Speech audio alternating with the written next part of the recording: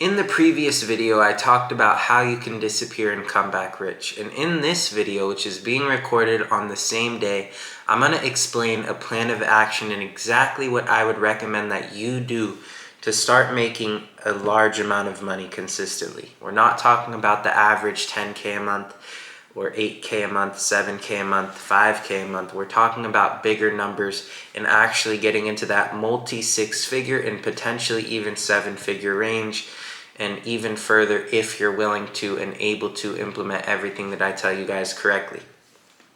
Now, for some background, I personally did, pretty much similar to what I'm about to explain 6 years ago when I was 14. That's when I started this whole journey. But obviously I'm going to tweak things a bit because from all the knowledge that I've learned over the years, there are things that I would potentially do differently just because of the way things are different now. So in this plan of action, I'm going to explain multiple different pillars that have different variables. The variables are going to play off of the different pillars and basically increase your odds of getting closer to making a larger and larger amount of money. So let's get right into it. The first pillar is going to be the vehicle of choice, the business model that you choose. And the business model that you should choose, especially the one that you're going to dedicate your time to, and you guys need to realize going into this that this vehicle that you choose isn't just 3 months or 6 months. This vehicle that you choose is multiple years, 3 years, 5 years, 10 years. So when you go into it, you have to understand and be willing to know you're going to be working hours and hours a day on this business model for years on end. So if you aren't willing to do that, then scrap it, because that's the reality of it.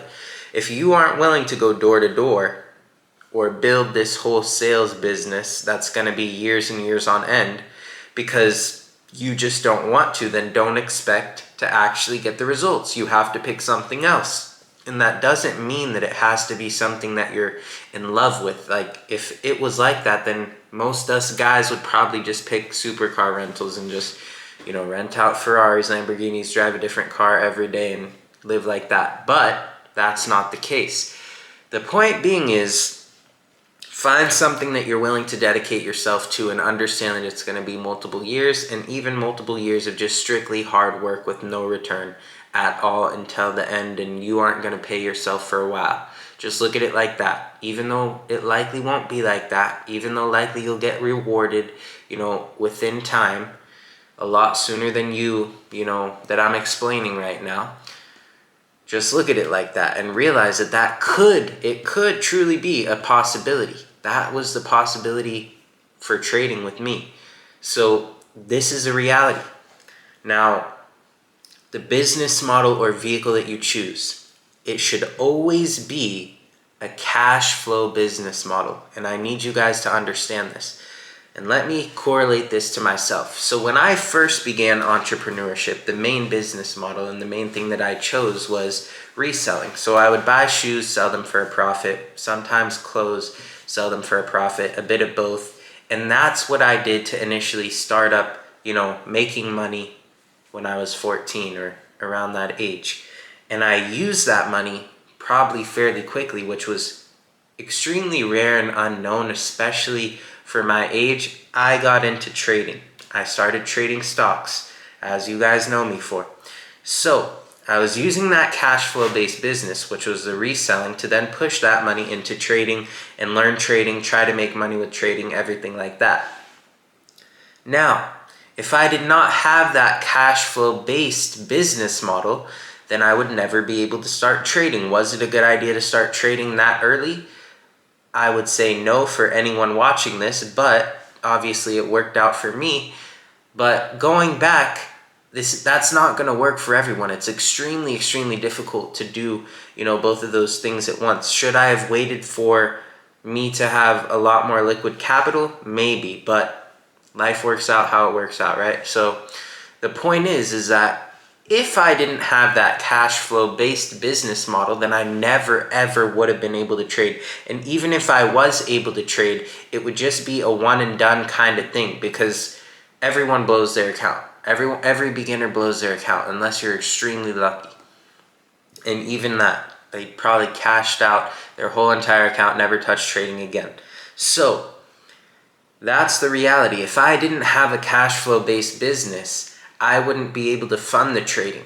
So this cash flow based business, you have to look at it like it's like your pot, and it's like water is pouring into this pot, and you're able to always count on the water that's pouring into the pot to take some water out of that pot and then pour that water into different cups that are going to create more and more cash for you. But if the water turns off, that's where things start to go wrong. That's where you start to panic. And this is exactly why you need a cash flow based business, because people who do these business models that are one-off, that are like, they only trade, for example. That's why I never tell people, oh, first thing you should get into is trading options, because it's like, that's not cash flow based. It's just you're relying on, it's either you starve or you eat, and it's like, it's very, very difficult to trade in that mindset. It's very difficult to even make money in that mindset. When you have a cash flow based business model, you know how much is coming into your account. You have calculations of where you're going to distribute that money to reinvest to get another return, so on and so forth. This is the key, guys. So different opportunities for cash flow based business models are like Amazon wholesale, which is something that I'm focused on and doing actively right now, or Shopify. You can do TikTok shop. There's all these different kind of business models that create cash flow. The point is that you want a certain amount of money coming in every single month, and you want to be able to continue to pile that into a snowball effect to have more and more money. If you are able to do that, if you are able to find that one key thing that creates the cash flow, then you're going to be doing pretty well for yourself. As long as you have, good enough amount of knowledge and you have that cash flow based business model, you're going to be able to accumulate a larger and larger amount of capital. And then you'll have that kind of, nest. It doesn't need to be the biggest nest. It could be $30,000. Even if you're only making $10K a month, but you have that $30,000 nest, it doesn't really affect you if one month goes bad, because you might make $5K that month because you had a bad month, but you still know that you're gonna have cash flow, plus you have the capital on the side. So it's all about being smart. Cash flow is the king. So reinvesting your profits, continuing to build that snowball. This is step number one. This is what every single person does, and you need to do the same. Iman Gadzhi did it. Alex Becker did it. All of these people, Luke Belmar did it.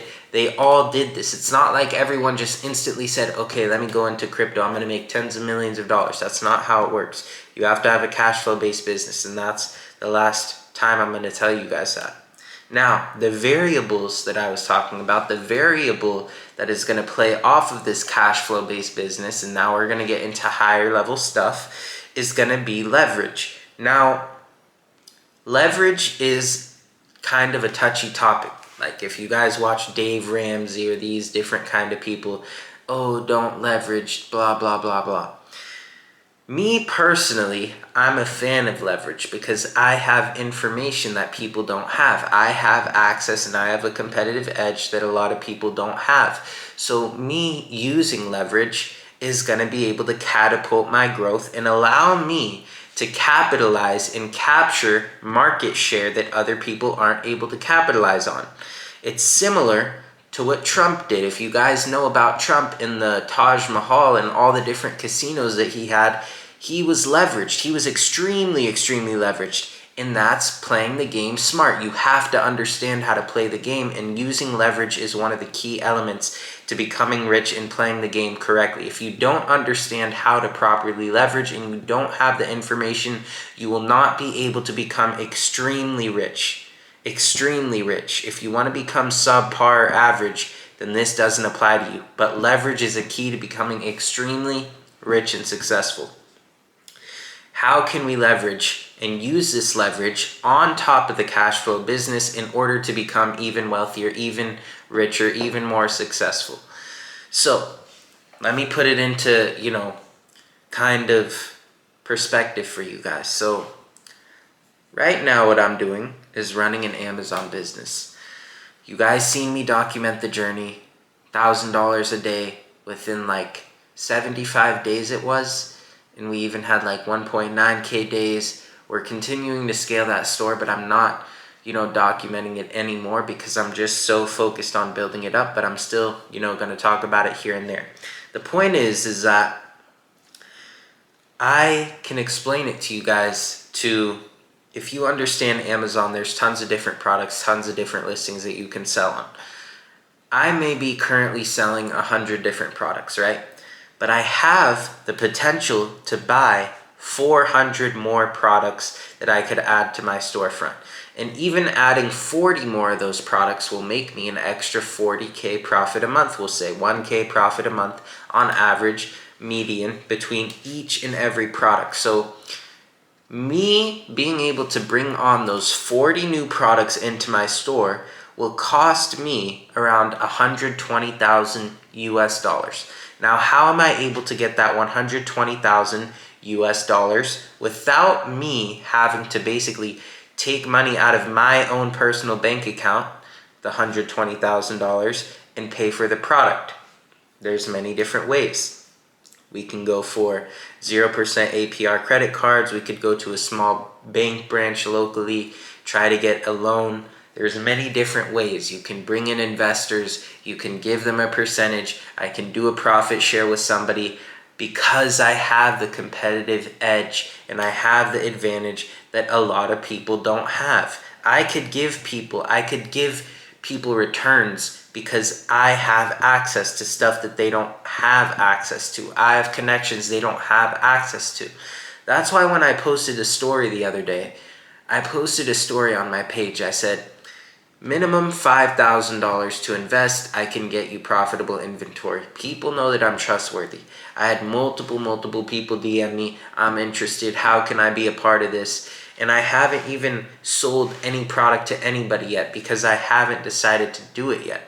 I'm just seeing who's willing to do it.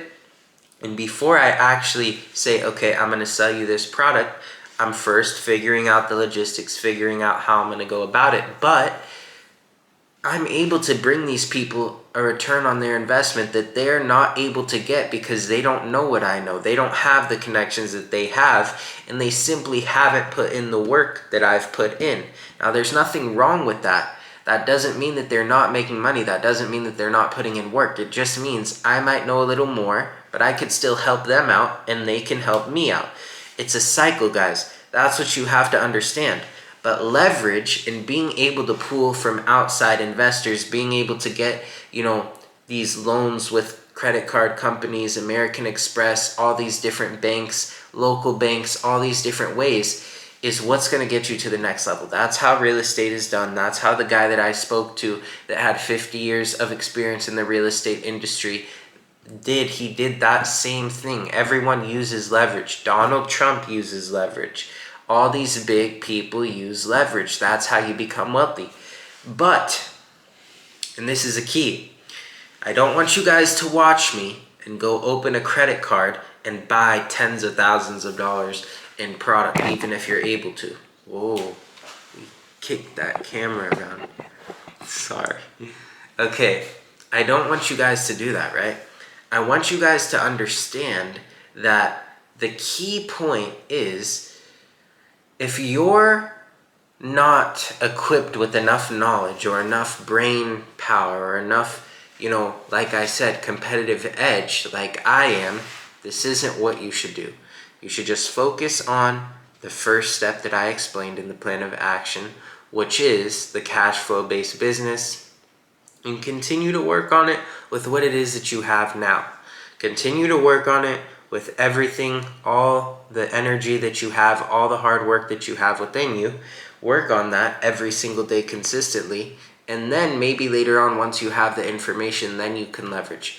But do not leverage with no information. There's no point in leveraging if you don't know how and exactly and what you're going to do. Leveraging only makes sense for the more advanced entrepreneur, the person who knows a lot in that space.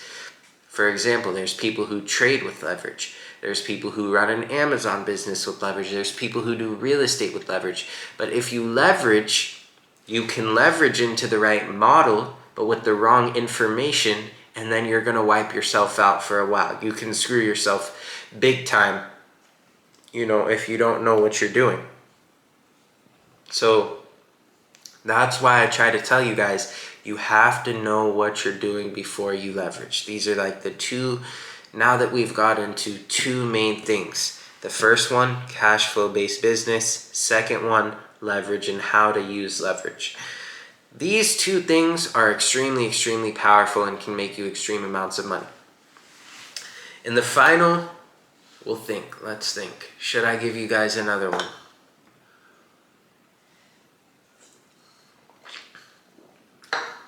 We touched on it a bit already, actually, but I'll just resurface it so that way you guys understand in an example format. So first we have cash flow business. Second, we have leverage. And third, we're going to have reinvesting. This is kind of the circle or hamster wheel that you want to be able to follow. So once you're reinvesting at just the cash flow level without leverage, obviously you're making, you're still making money. But leveraging is like squaring something. So to the power of 2, or even, to the power of a ton, basically, on how much you leverage and how high quality of the information it is that you have up here. So all that reinvesting is after that leverage stage is basically putting everything that it is that that you've accumulated, the knowledge that you have, on steroids. It really is going to test how much you know and how skilled you are in that business model, especially with e-com. If you extremely leverage and you're doing everything correctly, you're going to be making tons of money. That's how you see these people go from making 1K a day to 30K a day to 50K a day to 100K a day, because they know what they're doing. A lot of people do this in the drop shipping industry. They spend more money on ads, and that overall increases how much money they're doing in revenue per day, obviously, because they know what they're doing. Me personally, I don't run ads. I don't do anything like that. So I wouldn't obviously leverage something like that. So you guys get the point, but you have to know what it is that you're doing in the leverage and then the reinvesting. Once you get to the point where you've passed the cash flow stage, it's not really passed, but you've mastered is a better word to say. You've mastered the cash flow stage and having cash flow. And then what you do is reinvest. After you do the reinvesting and the cash flow, you mastered that whole phase. Then what you guys want to do is get into the leveraging phase. And once you get into the leveraging phase, this is going to take, a lot longer than you think. It's not going to just happen overnight, but learning and understanding how to properly leverage doesn't happen overnight. It's like a business model in itself, and I'm still trying to master it myself. So that's another thing that you're going to probably always be working on mastering, is how to leverage properly and how to, perfect the art of leveraging capital, leveraging different types of loans and everything like that. So you put these two together, and then the reinvesting aspects are going to be obviously on the outside of each different one. So now what we're doing is we reinvest, leverage, and now we're at the final point, which is reinvesting after the leverage. So once you're reinvesting and pouring this cash back in, it starts to come to a point where then you're overflowing with capital. You have all these different opportunities, you have all this different amount of money that you can then start to diversify, which we talked about in the last video. The 4 things are right here: isolation, focus, vision, and execution. And I talked about in that focus point is that you need to be focused on one business model. For example, drop shipping. I don't drop ship, but if you're drop shipping, it doesn't make sense to start a software company on drop shipping that might be a product research tool that you sell and try to make MRR off of if you haven't even scaled your store up to its full potential, because then you're just dividing focus and you're missing out on actually seeing how far you can go with one business model. You never want to do that, ever. But once you get to the point where you leverage and reinvest it, and then you have that cash overflowing, obviously in this video, we're going to get into this in another video, but the delegating part and everything like that, and systems, SOPs, that's going to be a whole nother video, giving you guys all the game. But basically, at this point, what was I talking about? At this point, we're basically reinvesting, right? I talked about the focus. That's what it was.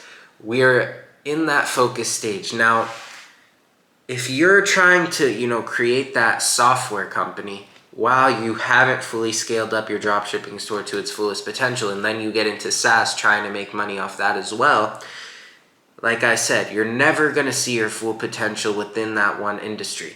You always want to max it out. You always want to push it to the limit, and you'll know once the limit is hit, like I talked about in the previous video. Then you'll have an extreme amount of capital, you have an excess amount of capital, and that's where you redistribute. Now from that point, this is where we're going to be talking, and this is the actual final step, is going to be, final step for this video at least, we're going to be talking about once you have that cup or whatever, that full nest egg and cash flow, all of this stuff mastered, and you have that bucket full of water that's overflowing, this is where you start to redistribute or distribute basically the cash into different other aspects that aren't in completely random niches that you have no idea or no knowledge about, but things that you are actually knowledgeable about and have a profession in. So for example, a perfect example of this is Iman and what Iman did. Iman was running his SMMA. Iman was making tons of cash flow from his SMMA. Iman scaled it up to its maximum potential, and then he exited. He didn't sell his SMMA from what he said, but then he went into his software company, which is Flozy. And Flozy, from the personal brand that he built, has a connection to SMMA, which he understood.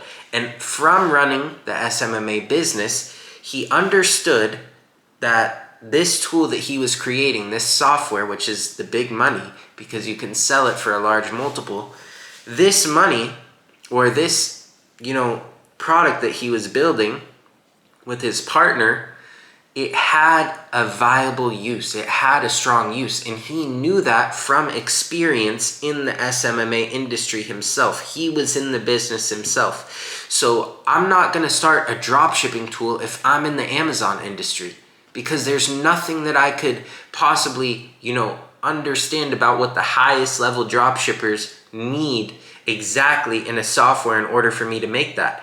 So you're just filling in the gaps. An industry has multiple, subsets. It has multiple different avenues that it can go down.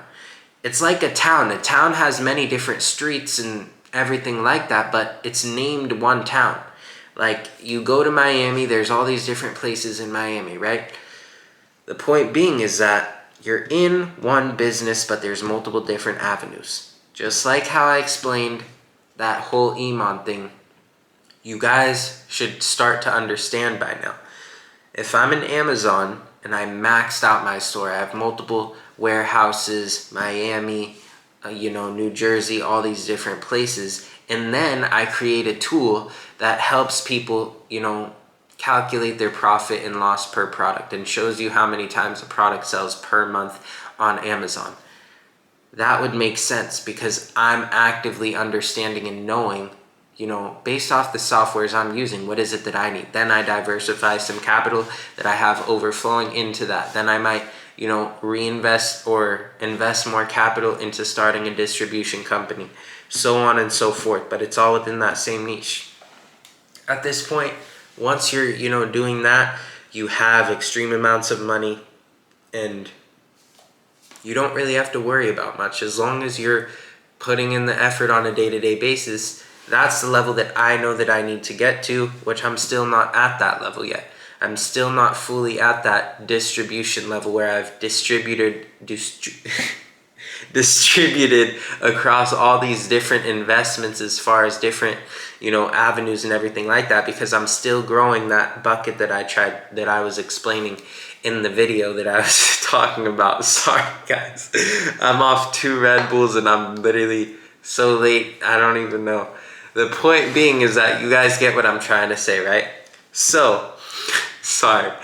So, that's what it is that even me right now at this phase, at this stage, I'm still trying to grow that bucket, and then I'm going to get into the distribution. But these are the key things that I want you guys to focus on. Cash flow, based business, reinvest. Leverage, reinvest. Building, the nest egg, the capital, everything like that, and actually, mastering everything. And then what you're doing is you're then distributing. So you're distributing all of that back into the same tight niche things, how I explained the Iman example, back into yourself, basically all the knowledge that you have, and you're basically like doubling down and then basically creating more avenues. And all you're doing is just building an empire. And this is, how you get to that big level.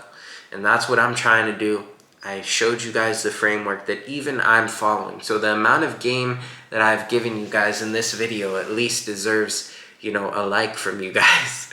So yeah, I hope you guys, really do take this information that I'm giving you and apply it, because I'm not giving you guys the boring information, the 3 tips and habits to become a multimillionaire. I'm giving you guys all the actionable steps, and this is the actionable truth.